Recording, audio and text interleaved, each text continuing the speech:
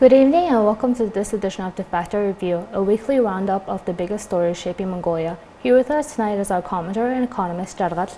Good evening. And my name is Dudla. We're live on Facebook at V Television, and we want to hear your thoughts, so send us your comments on Twitter with hashtag Jargat_DeFacto. Coming up on the program. Prime Minister Hurul Suk is currently on an official visit to the United States.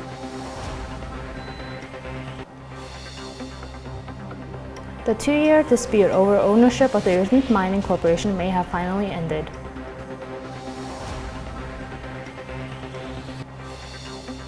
Numerous illegal appointments have been made by the Ministry of Education, Culture, Science and Sport. So, Prime Minister Hurul Suk is currently paying a visit to the United States to meet with Vice President Pence about exchanging views on the expansion as well as developing the U.S.-Mongolia relationship as well as cooperation. So what are some of the issues that are being discussed and what are the expected outcomes? Well, the major issue during this official visit, it is official visit of the Prime Minister to the country.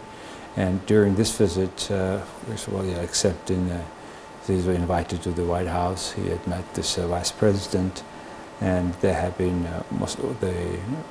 the most highlighting one is this Millennium Challenge Corporation, and this it's called Compact, second Compact under this agreement.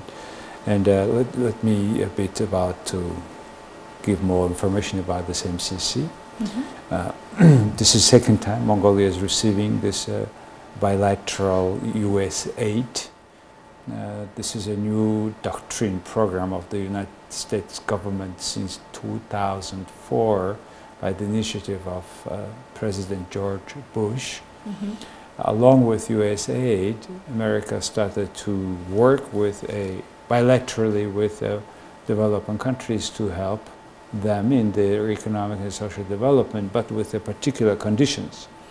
First, out of the three major principles are, first, it should be competitive selections. That means the selection is based on 17 independent and transparent policy indicators, how much the country is performing on these 17 indicators. Second is it should be country-led solutions. This country is identifying, independent organization in a country, developing country should identify their priority.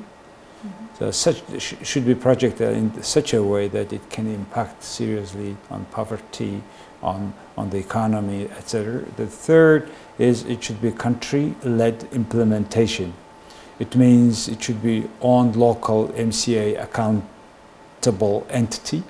This we MCA Mongolia were creating in this case. So the most interesting thing out of this three is the first indicators. What kind of 17 indicators are there? For example, there is if country is performing civil liberties, providing civil liberties or not, it is measured by Freedom House indexes. Or second one is political rights, whether the country is being ruled justly or not, also by Freedom House. The third, voice and accountability. It's a World Bank Institute measurement. Also government effectiveness, etc., etc. Rule of law, control of corruption, also World Bank Institute. And also another interesting index is immunization of the population, immunization rate. How many percent of the operative against the particular diseases if people are immunized or not.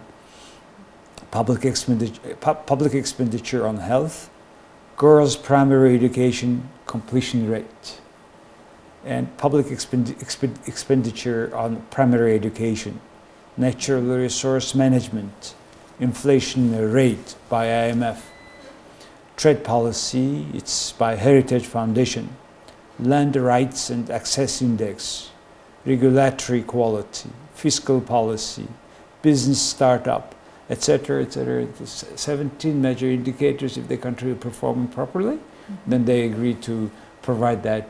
It's U.S. It's aid, not long-term loan, so it's important.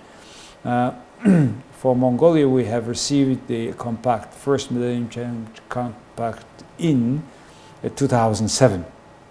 We got 285 million US dollar under this project, and those money went for development of property rights, the pasture land in suburb of this city, Ulaanbaatar city, and the technical education, technical vocational education, and health, and outer road, and clean air. The 6 major projects have been implemented by this money from the US. Though there was one large project of renovating Mongolian railway, which was hardly seriously opposed by the Russian side ownership, because this is a joint venture and Russia would do that, and unfortunately they haven't done anything up to now. So this time what happened was, in 2014, after finishing that first compact, Mongolia had started to identify what is our priority. And it was, the professionals have been working, and what our priority is now water resource management of Ulaanbaatar city.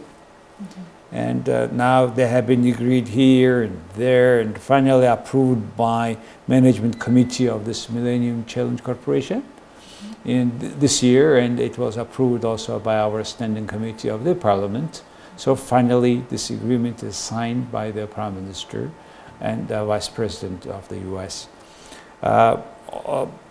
What is that this time is about is 350 million up to 300 million US dollar assistance coming to Mongolia to renovation of Ulaanbaatar water supply.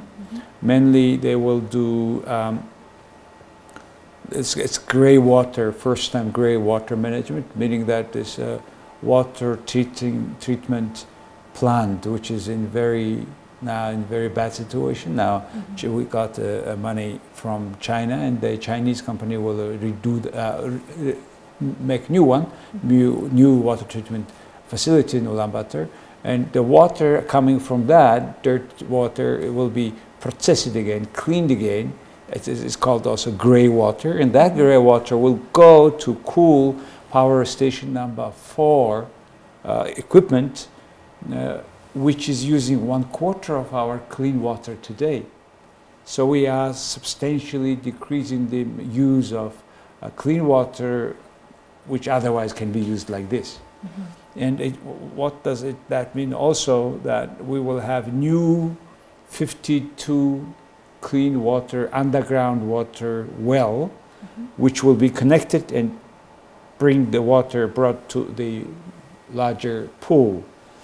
And so this sort of projects will be done under this Millennium Challenge Compact that they have signed. And just moving to our second topic of the night, the Supreme Court recently ruled in favor of the Mongolian Copper Corporation that the government acted illegally in its attempt to nationalize the copper mine, thus resolving the almost 2-year dispute over ownership of this mine. So what do you think this 2-year dispute has actually ended, or do you think it will continue? Well, recently the Supreme Court decision last week was the government decisions to take back 49% to the government. That resolution was illegal. That's what the decision was about of the Supreme Court. And Supreme Court decision is there. This is the last instance of highest instance of law. So it looks like this decision is not clear. Now, this decision is clear. The government transferring the 49% from private company to the government was wrong decisions. Well, it is not surprising, because actually if some property belongs to some company, then if government is taking it over there under any circumstances, that decision is not to be made by the parliament or by the government. It should be made by the court. So it should be the government decision was certainly wrong. But now it's a matter of, the Mongolian Copper Corporation hopes that it will not be really discussed again. It is the 49% private ownership. This issue should be solved by the court, not by the government. That's clear. But however, this 49% of the interest shares, 49% of Russian-owned shares coming to the private sector, of course, caused a lot of debate, conversations among the people. I don't think this will disappear. The main issue was now not the particular 49% itself, but the issue is, for example, the current Minister of Justice, Mr. Nyamdorch, in 2007, on December 10th, at the Standing Committee meeting, he made the following speech about that. He said that it was just after the Parliament inquiry or inspection working group report was released, in which they said where the money was taken from. That's a very interesting report, and Mr. Nyamdorch said that Mongol Bank president at that time have made secret resolutions, and 360 billion tugrik was given to that the Trade and Development Bank. Also, he was also bringing the issue of QSC company that have borrowed 90 million American dollar from the bank, and there was also issue of guarantee of 10 billion tugrik, 18 vexels, for which the government was paying 14% a year. So, etc., etc. He was bringing this wrongdoing, and that now nobody talks about that part. And plus, the people still have a question about the 500 million US dollars that Trade and Development Bank raised within a day on the same identical almost contract to 5 accounts from the TDB, and that was found by the Parliamentary Inspection Group is illegal, because it's all of those insider trading. It's the money of the shareholders were misused.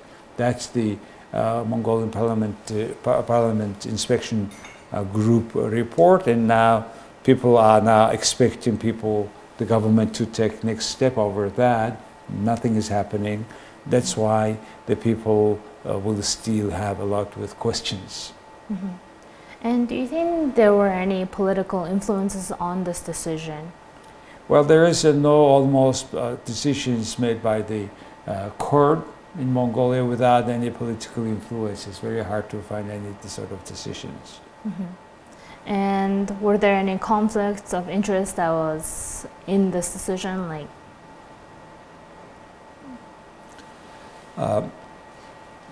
This 49% issue of Erdenet is now staying there, hanging, but the government decision was wrong. That's the Supreme Court decisions. But however, what decision was right or not, the other part of the 49% is not very clear. And now the next question is coming about the Standard Bank penalty that Erdenet is to pay now 112 million US dollar for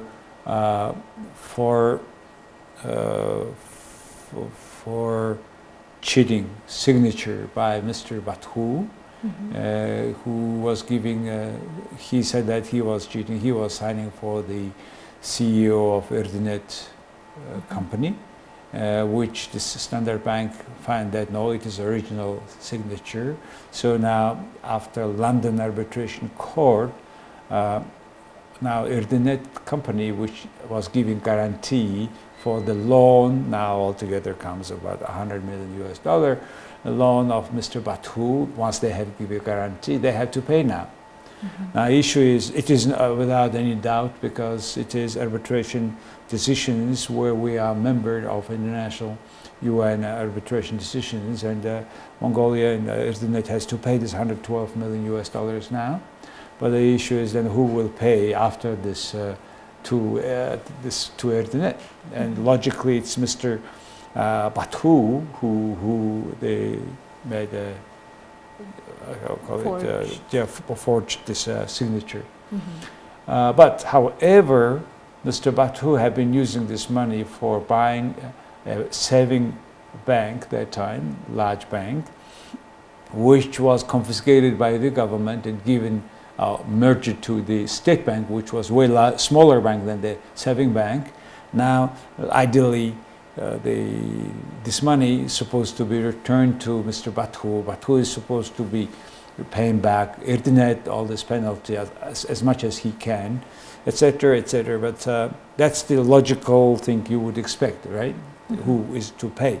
But however, one thing is clear: nothing will happen in this country, because here a lot of politicians are involved. Two political parties are involved in both cases. In case of 49% Democratic Party, that time president, all these politicians are involved to purchasing secretly the 49% by a private company. It cannot be done without government decisions. And government, when they were doing decisions, unfortunately, it should be a public decisions. They did not, and so here a lot more questions than answers here. But with 51%, it has to do with this standard bank failure, a standard bank penalty we have to pay.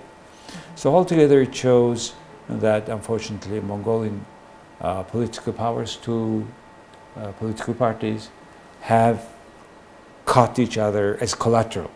So the sort of decisions will be never, the sort of justice will be never made in this country, and we slowly tend to forget. At the end, this sort of things is paid by taxpayers, by ordinary people at the end, like in many previous cases. Politicians make a mistake or wrong decisions. In case of Han, for example, the resources, they have confiscated their license, and they have also went to approach the arbitration court. Mongolian had to, our government had to pay $70 million US, which actually nobody of those who made decisions paid. But at the end, you and me, all taxpayers paid all this money. And moving on to our third topic of the night, last Friday, the UN in Mongolia organized a national consultative meeting of public managers. And during this conference, it was found out there were instances of 132 public managers who may have been appointed illegally or without going through the proper procedures. And of this 132, 30 of them are high officials in the Ministry of Education, Culture, Science, and Sports. So how do you think we should go about resolving this problem of illegal appointation? Well, the interesting thing was there was a consultation of state public officers, state officers, okay, or Turing, Albany, Uderdich, Ajitni. This is Mongolian, it's public officers, public council, had a consultation meeting last Friday and Friday and Saturday, where the speaker, who is the head of also the Mongolian People's Party, he said that he had mentioned this statistics that 132 people at the level of ministry and agency were just nominated without any procedure, just by the voluntarily, or by unilateral decisions of whoever, the minister, etc. And he also mentioned that the state public council received 626 complaints in 2015, 630 in 2016, and 514 in 2017. So many complaints are coming from public officers, state, we call it also state, in Mongolia we call it state officers, and just two ministry, as you have mentioned, the Ministry of Culture, and then Minister, the short name, right? Minister of Education, also short name.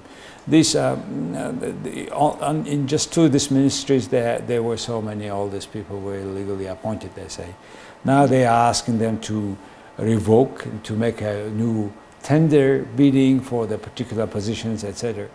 But unfortunately, it will not help for the health of public sector, public management, because why? Because there is a very much long accepted experiences in Mongolia that people are just nominated to public offices by the size of their contribution to their political party before election or during election or campaign financing.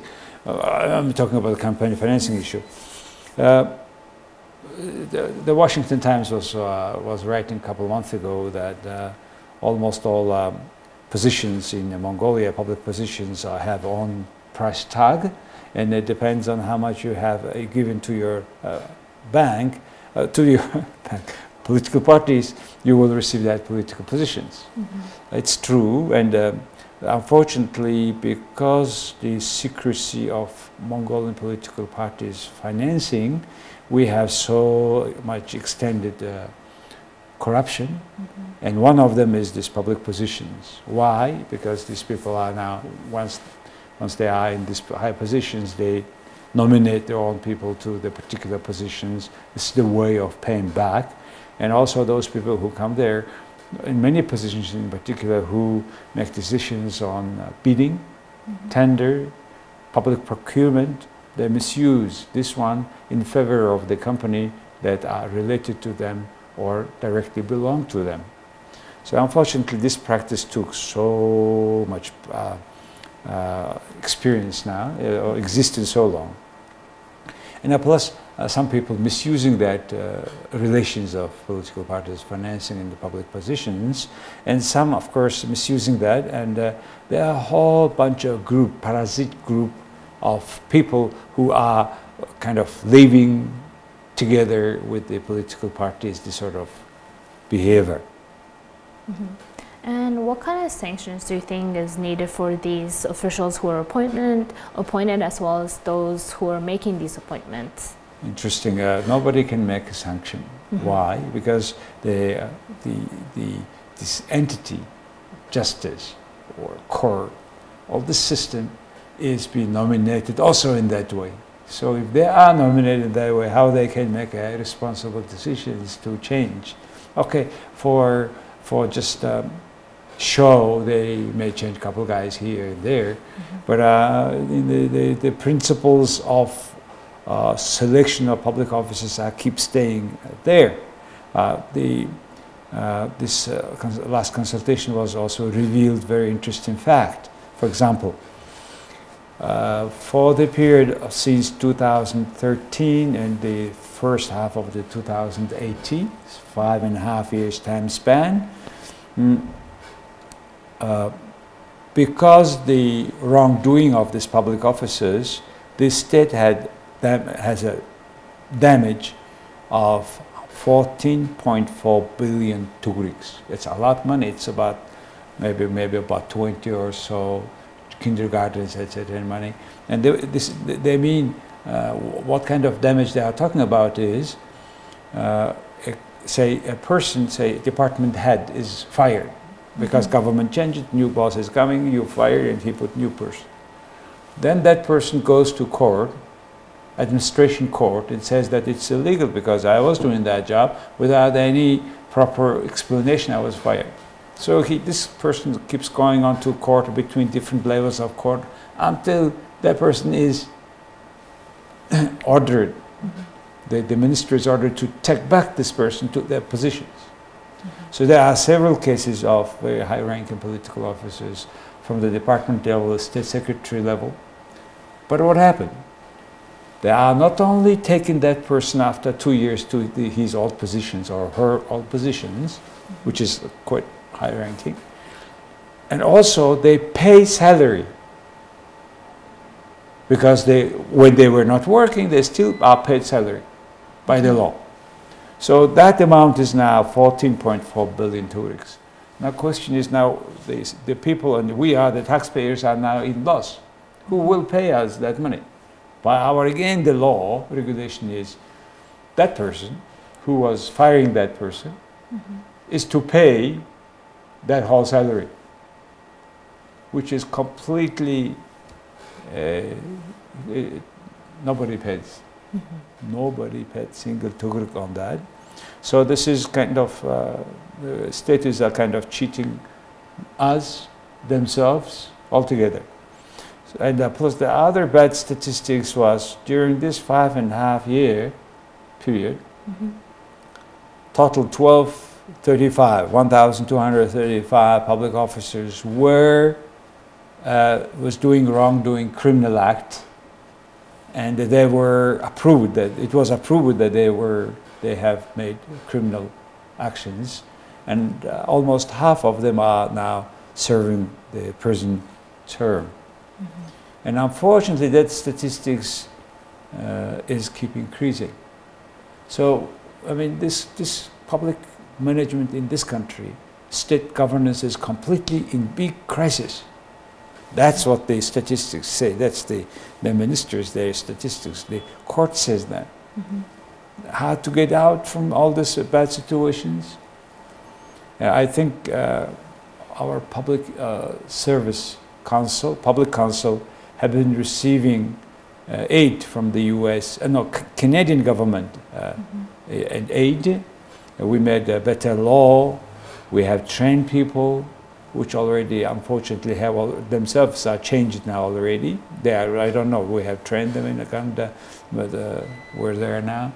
So it's such a mess there. People not based on their experience and knowledge coming up on their career, but quite young. You would find quite young man, 30 plus, as a minister or a state secretary, which is completely unacceptable.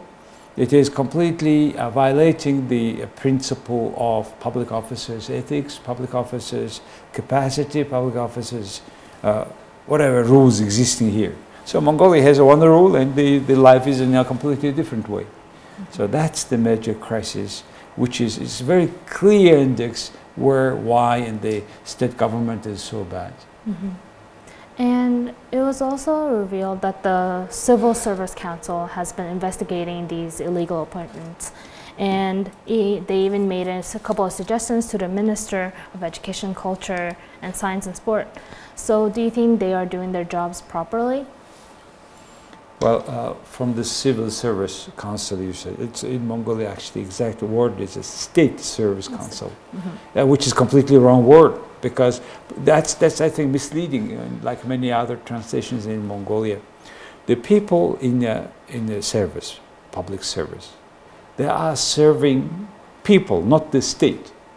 But our terminology is State Service Council, unfortunately. I suggest every time to change it. And they forget that really they are serving more state than us for keeping this state. This whole work is done, then they serve their bosses, they serve their parties more than us. So this is the wrong name. But however, that institutions is trying to do their best. But violating all these rules of involving them on training, preparing, or upgrading, or if their positions, the decision makers completely forget their services. They misuse, and it goes like this. Thousands of the people are nominated to the positions without any consultation and reference to the state, the service council. And that's where big mess is happening in Mongolia. So when the state services like this, then it take away whole attention of the people to be paid to the attention to serve the people. So many public services are becoming either late or not served on time. So that's why corruption comes. That's why all this. This is a very clear index: is that the Mongolian state government is not doing their job properly. Well, thank you. And this ends our program for tonight. Thank you for joining us, and join us next week at the same time for another weekly roundup of the biggest stories shaping Mongolia. Good night. Good evening.